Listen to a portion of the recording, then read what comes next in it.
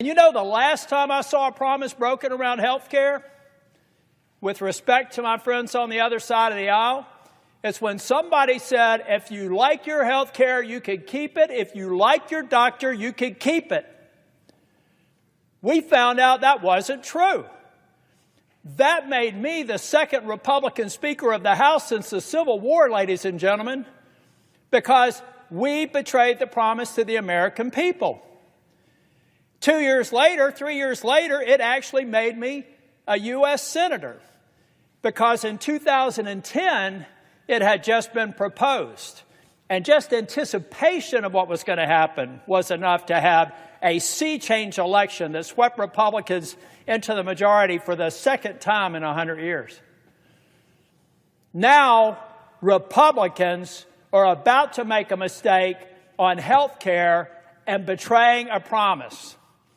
It is inescapable that this bill in its current form will betray the very promise that Donald J. Trump made in the Oval Office or in the cabinet room when I was there with finance, where he said we can go after waste, fraud, and abuse on any programs.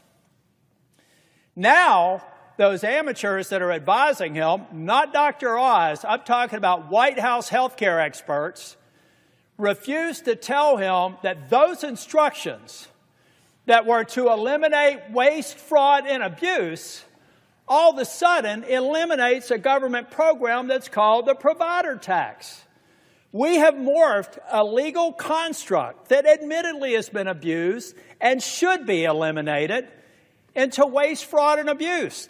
We owe it to the American people, and I owe it to the people of North Carolina, to withhold my affirmative vote until it's demonstrated to me that we've done our homework.